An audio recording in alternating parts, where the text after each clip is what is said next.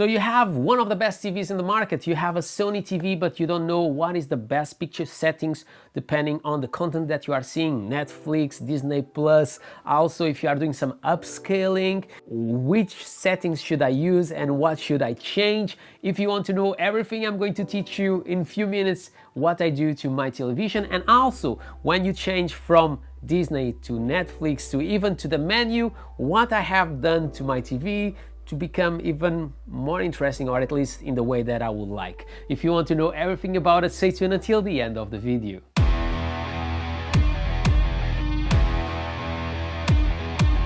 Hi everyone, Marcus here from EdTech, and if you love tech, this is the place for you.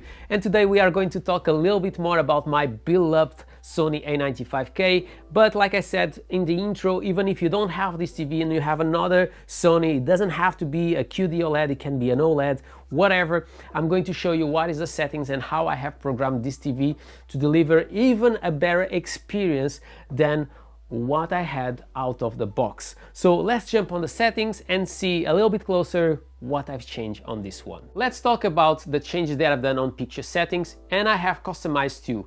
And the one that I'm going to focus first is the custom that I use for Netflix and all the type of content like Disney Plus, Amazon Prime and all those stuff. First menu that you have is this ambient light sensor that I have all on besides the auto luminance level. So I want the brightness and the luminance as maximum as possible, and that's the reason why I use this one off, because obviously if I have a QD OLED, I want the maximum brightness that this TV is able to do, but I want it in a controlled way. So for that reason, I have the auto tune curve turned on, and I also have the auto white balance on. And if we continue to scroll, you have the auto adjust picture and sound. And when you turn this on, and if you have obviously a Sony A95K, you have the Bravia cam. And as you can see on the screen, you can see that is one person seeing television. I have turned on the brightness. Once again, I don't want that my television is controlling the brightness, and I want the brightness in the maximum that I have set it up for me. But I want the voice and phases turned on, and I want also the sound balance turned on. The benefits, for example, to have the sound balance turned on, and if you have one of these new televisions with the camera, is going to basically constantly adjust the sound depending on the position where you are, and obviously also the voice and phases is going to do exactly the same. Is going to push those voices in your direction so you have a clear understanding of what you are hearing. So definitely a plus that you have with these new televisions. The next menu is the brightness, and here I have in maximum because, like you have already understood, I want the light as higher as possible.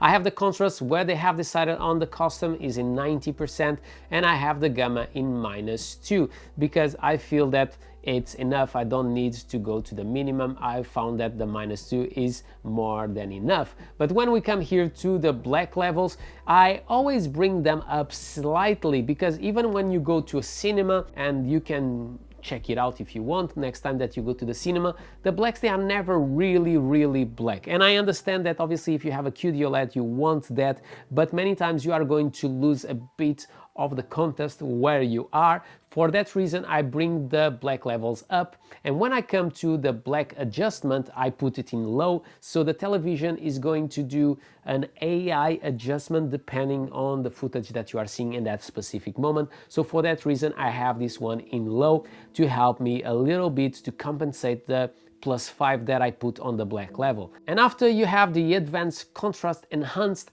I have to say to you guys, don't touch this one because it's going to give you a lot of fake calibration contrast. The image doesn't look as professional in my opinion as this television can deliver, so this one I have completely off. The next one is peak luminance, and here I have in high because I really like to see the contrast between the dark areas and the bright areas. So for example, if you are in a dark scene but you have a very bright light of a car or just the sun passing by, and that way is really bright, it almost feels like real, like the sun is just going into your eyes, and that's the experience that I really like to see on a QD OLED. And when we come to color, here I always change the color to 5. I found that the color is still a bit saturated on a Sony TV and I don't like it so much, so for that reason I drop it. But obviously this is a preference. I like it more realistic as possible, so for that reason I bring it down, but in the same time I bring the live color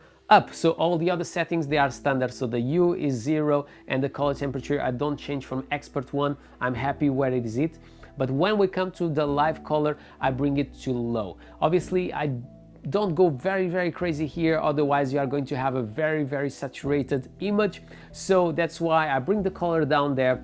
And I tried that once again, the television in a more AI way as possible is giving me a bit more contrast of my colors, but without being too much. When we come to the sharpness, and I hear a lot of guys saying don't push the sharpness up, but we do that. When we are doing video, you always bring the sharpness up in post-processing, so that's what I do with this television. I just bring the sharpness a little bit higher, so 55 for me, it's more than enough. Here in reality creation, I don't touch. I think that the manual, the one that they have already set it up to 20, it's perfect and you don't need more than that. And also when we talk about random noise reduction, I have this off because it makes it too fake, the image that you see. But when we talk about the digital noise reduction, here I have in low. I like it that way, so that's the settings that I use. And when we talk about smooth gradation, I also put in low because I don't want that the image looks too fake. So that's the reason why I also use a low settings here. When we go to motion flow, I have in custom, and I don't have in 2, I have in 1. I feel that is a little bit smoother, but I don't want extra smooth, okay, like you have in here. So for that reason I use 1. And here also is going to affect the luminance of your TV, so I always have the clearness in low. Otherwise, if you change to high, the screen will get darker, so I use it in low here.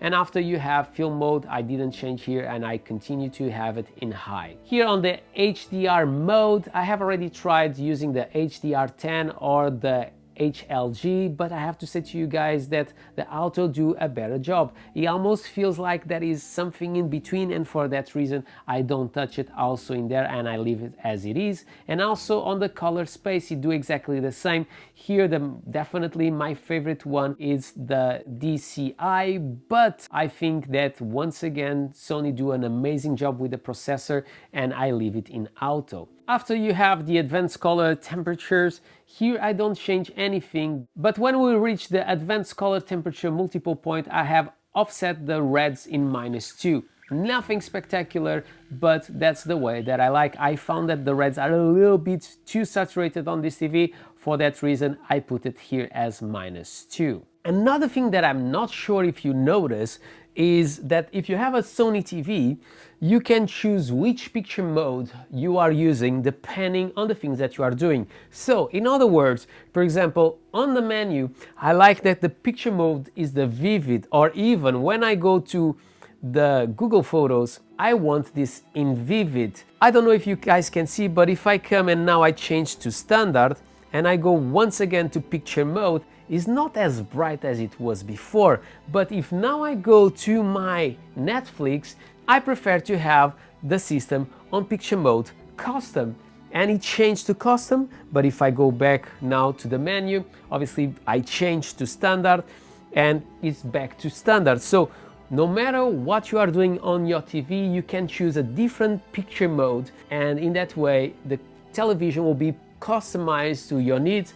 I prefer the menu in vivid. Let me know in the comments below if you use the menu in vivid or if you use even the picture mode vivid in anything, because in other things is definitely not really interesting.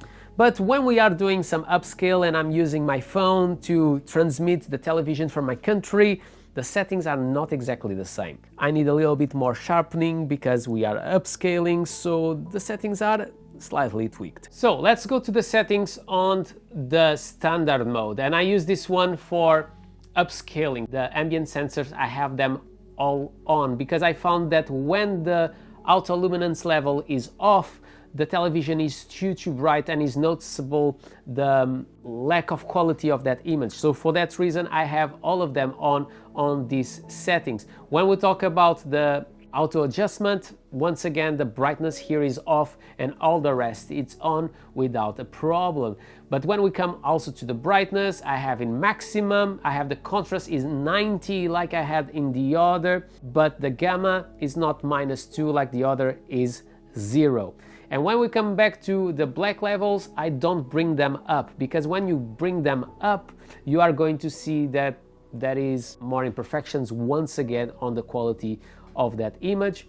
And here in opposite you have the black adjustment in low like I had in the other one, I had in medium, so in that way is going to reduce more the lack of quality of that image. And also I have the advanced contrast enhance in medium and the peak luminance continue in high, because like I said before, I like that the contrast between the high and the bright parts of the image compared to the dark ones, they are a little bit more dramatic, so for that reason this option continues to be in high. When we come to the color, I have the color in 55, I didn't change anything in here, and the hue continued to be the same, the color is neutral, and here in live color I have in medium. When we come to clarity, I have sharpness in 60, so not 55 like I had on the other settings, but when we talk about sharpness, is the sharpness that they have decided.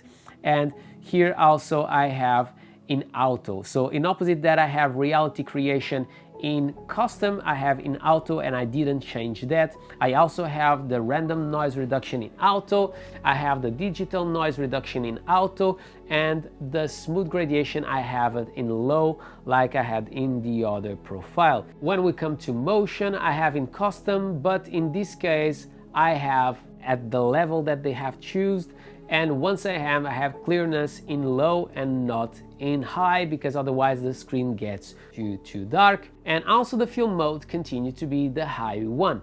When we go to the signal, I continue to have everything in auto, HDR mode auto, this one you can touch, color space in auto, so nothing has changed in there. And in here the basic also all auto, nothing has changed, and here I have changed nothing whatsoever. And when we come to the per color adjustment, I also didn't change. So as you can see, this one I have the settings more in auto, because I found that the television do an amazing job trying to process all this upscaling that is happening when I transfer obviously the image from my phone to the television to see channels from my country. I hope that these settings can help you to have a better experience if you are upscaling or obviously using your television to see Netflix, Disney Plus and all those stuff. If you have any questions, leave in the comments below. If you want to also know a little bit more what is the best settings for your Google TV, I have done another video that I'll leave to you guys here. My name is Marco, this is MatPack. If you enjoyed this video, don't forget to subscribe to the channel, comment below, smash a thumbs up, do whatever you want, but always with a smile on your face, and I hope to see you in the next one.